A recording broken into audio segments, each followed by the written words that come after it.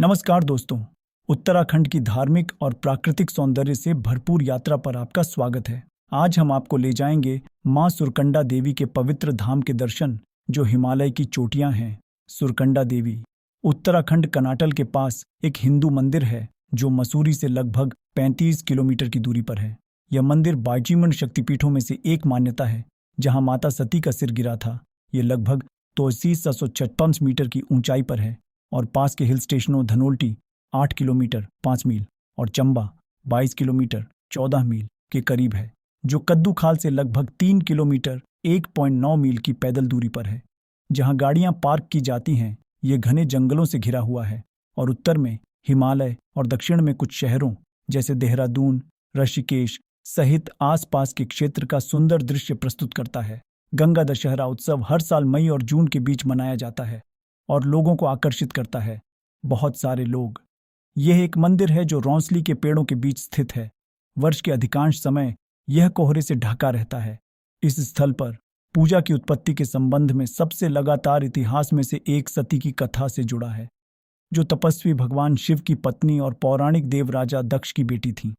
दक्ष अपनी बेटी के पति के चुनाव से नाखुश थे और जब उन्होंने सभी देवताओं के लिए एक भव्य वैदिक यज्ञ किया तो उन्होंने शिव या सती को आमंत्रित नहीं किया। सती ने क्रोध में आकर स्वयं को अग्नि में झोंक दिया, यह जानते हुए कि इससे यज्ञ अपवित्र हो जाएगा। चूंकि वह सर्वशक्तिमान देवी मां थीं, सती ने देवी पार्वती के रूप में पुनर्जन्म लेने के लिए उसी क्षण अपना शरीर छोड़ दिया। इस बीच शिव अपनी पत्नी के वियोग में दुहक और क्रोध से पीड़ित थे। उन्होंने सती के शरीर को अपने कंधे पर रखा और पूरे स्वर्ग में अपना तांडव, ब्रह्मांडीय विनाश का नृत्य शुरू कर दिया और तब तक न रुकने की कसम खाई जब तक कि शरीर पूरी तरह से सड़ न जाए। अपने विनाश से भयभीत अन्य देवताओं ने विष्णु से शिव को शांत करने की प्रार्थना की। इस प्रकार जहां भी शिव नृत्य करते हुए विचरण करते थे, विष्णु उनके पीछे पीछे चलते थे। उन्होंने सती के शव को नष्ट करने के लिए अपना चक्र सुदर्शन भेजा। उनके शरीर के टुकड़े तब तक गिरे जब तक शिव के पास ले जाने के लिए कोई शव नहीं रह गया।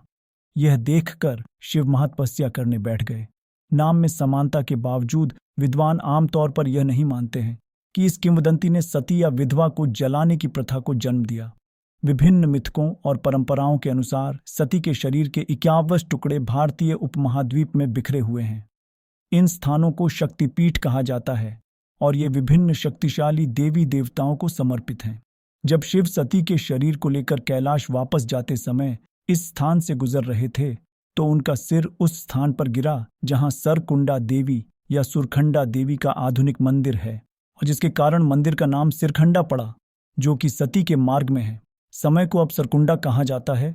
उत्तराखंड के मुख्यमंत्री पुष्कर सिंह धामी ने सुरकंडा देवी मंदिर का दौरा किया और कद्दू खाल सिद्धपीठ देवी रोपवे सेवा का उद्घाटन किया। भक्तों को लगभग 2 घंटे की पैदल यात्रा करनी पड़ती थी, लेकिन अब वे रोपवे के माध्यम से आसानी से मंदिर में दर्शन के लिए जा सकते हैं। मां के दरबार से बद्रीनाथ, केदारनाथ, तुंगनाथ, चौखंबा, गौरी शंकर, नीलकंठ आदि सहित कई पर्वत श्रृंखलाएं दिखाई देती हैं। मां सुरकंडा देवी के कपाट साल भर खुले रहते हैं। मंदिर के पुजारी बताते हैं कि इस मंदिर में जो भी भक्त सच्चे मन से दर्शन करता है, उसके 7 जन्मों के पाप नष्ट हो जाते हैं। उनके अनुसार यूं तो देवी के दर्शन कभी भी किए जा सकते हैं, लेकिन गंगा दशहरा और नवरात्र 2 ऐसे पर्व हैं जब मां के दर्शनों का विशेष महत्व माना गया है। मान्यता है देवी के दर्शन मात्र से ही श्रद्धालुओं के सभी कष्ट दूर हो जाते हैं।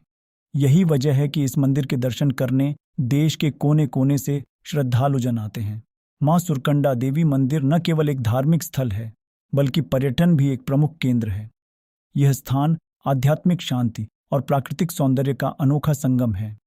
यदि आप उत्तराखंड की यात्रा कर रहे हैं तो मां सुरकंडा देवी के दर्शन अवश्य करें। ये यात्रा आपको वैश्वीकरण अनुभव प्रदान करती है। अगर आपको ये वीडियो पसंद आया हो तो हमारे चैनल को सब्सक्राइब करें और वीडियो को लाइक करें।